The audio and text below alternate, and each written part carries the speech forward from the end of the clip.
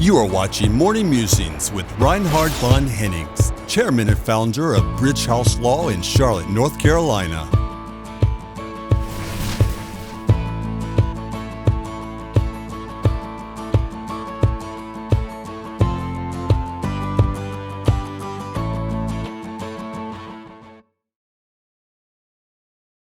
Let's unveil the concept of circular economy. Hello, this is Reinhard von Hennings. So let's start with the other question. What is circular economy? The concept of circular economy has gained significant attention in recent years as a potential solution for our pressing environmental changes and challenges. Let's delve into the origins of circular economy, its current prevalence, the global perceptions, as well as emerging trends. Let's also talk about some takeaways, both from a legal and from a business perspective. What are the origins? The roots of circular economy can be traced back to the 1970s. Environmentalists and economists together began to question the linear model of production and consumption. The linear economy, which is characterized by a take, make, and dispatch approach, was deemed unsustainable due to the contribution of resource depletion as well as waste generation. So the term circular economy gained prominence in the late 1990s when a book, Cradle to Cradle, Remaking the Way We Make Things, was being published. This interesting book shares different ways and ideas how the design of products can change the environmental impact as well as mimic the regenerative processes found in nature. You may recall the biomimicry musing a few weeks ago. Circular economy is, so to say, an alternative economy, which aims to decouple growth from resource consumption. And with resource consumption goes hand in hand the concept of environmental degradation. Circular economy emphasizes on the idea of creating a closed-loop environment where materials and systems and operations and materials and resources circulate within the economy as long as possible, consequently reducing waste and now that's interesting for shareholders, maximizing value. Since this book, the concept of circular economy has been further developed and popularized all over. So today, when we see and listen and hear the term circular economy, it's widely recognized. And let's take a deep dive in what are the current prevalences and what is the global perspective. Right now, governments, businesses, and organizations worldwide use it. It's almost like one of those hot buzzwords, phrases everybody knows, but maybe not everybody knows what it really means. Numerous counties have incorporated circular economy principles into their public policy frameworks, recognizing that the concept of sustainable growth needs to go hand in hand with the resource of efficiency.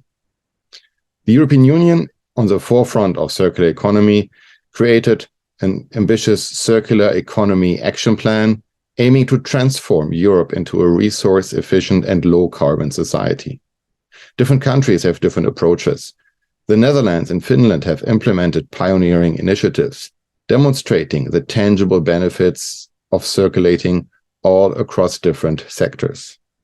Outside of Europe, it has also gained some traction in China, Japan, and South Korea.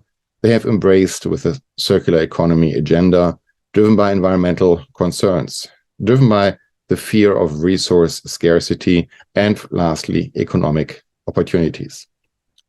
So what are the emerging trends? We see different trends shaping in the future of circular economy.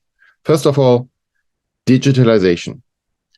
With digitalization, you have technology which is ready to structure and to process circular business models, facilitating resource tracking, waste reduction, waste optimization, also product lifetime extensions. The Internet of Things, IoT or Industry 4.0, created devices which may have a different service and repair approach.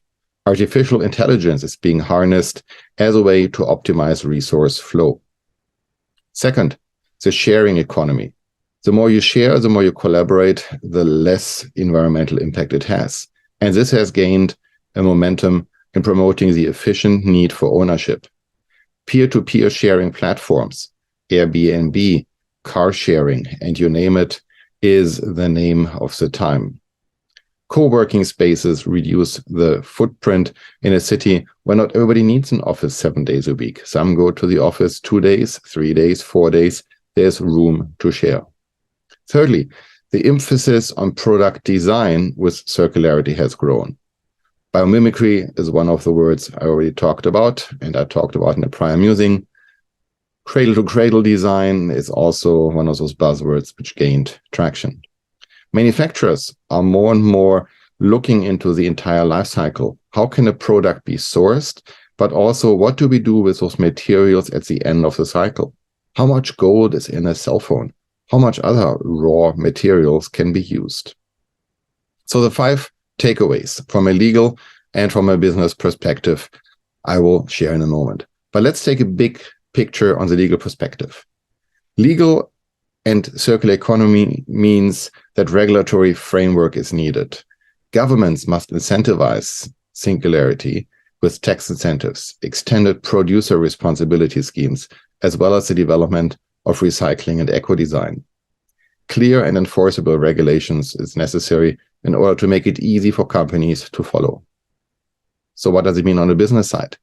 Business and circular economy is an opportunity of innovation and cost saving. Mentioned earlier, cost savings come down if you kind of like get more usage out of a certain product. By transitioning from linear to circular business models, company can reduce waste, improve resource efficiency. So therefore, the 5 takeaways are as follows. Number 1, shift of mindset. Embracing circular economy means you need to start thinking differently. There is a shift of mindset necessary, moving away from a traditional linear model of extraction, production, consumption, and disposal over to a holistic view of the whole life cycle of resources, regeneration, and minimizing waste. Second takeaway, collaboration. What is a stakeholder engagement? How do shareholders in companies like that? How do governments, consumers, and communities work together? All those stakeholders have a different design part, a different interest part, and a different buy-in. So the more knowledge is shared, the more collective commitment is there, the easier it is to achieve the circularity. Number 3, innovation. Business models drive on innovation, and the more the circular business model is used and seen as an implementer and as also a driver of innovation, the better it is. It can get a product with a longer longevity. It can create a higher level of efficiency. So collaboration is key.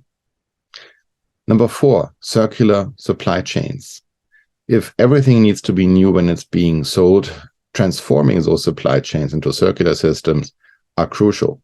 If I can source something from a circular environment, then I can source it. But if it's not available, I may less be inclined to use that. So business need to optimize material flow, embrace sustainable sourcing practices as well as recyclable sourcing practices, and implement, so to say, reverse logistics to talk about how can we recover our product after it's being used? How can we recycle a lot of the materials? This collaboration across value chain creates a higher level of profit. Number 5, measurements and metrics. If you cannot calculate it, you cannot talk about it. To drive the process, businesses, governments, and individuals must find a robust framework and metrics. Resource consumption and waste generation needs to be measured in order to be standardized and then compared in order to achieve a comparison across industries, regions. Let's take about the big picture. The circular economy has evolved from a theoretical concept to a global movement. We see now it is on the way to sustainable development. By embracing a circular mindset, by fostering collaboration, and by implementing innovative business models, company can navigate the transition towards a regenerative economy. From a legal standpoint, supportive regulations and incentives are vital to create and to enable such an environment where progress means engaging stakeholders, means driving the society towards the circularity movement. Are you implementing circularity in your businesses? What do you think about the circular economy? Thank you for joining us today. If you would like more information about Bridge House Law, please visit our website at bridgehouse.law. Before you go, make sure to like this video and subscribe to the channel for more up-to-date content. Bridge House Law, business-minded, client-focused. Whether you're a private citizen, an international business leader, or simply someone eager to stay on top of the latest news, this book is a great way to get caught up on the most recent developments in the worlds of international business, tax, politics, and social affairs. Go to morningmusings.com and order your copy today.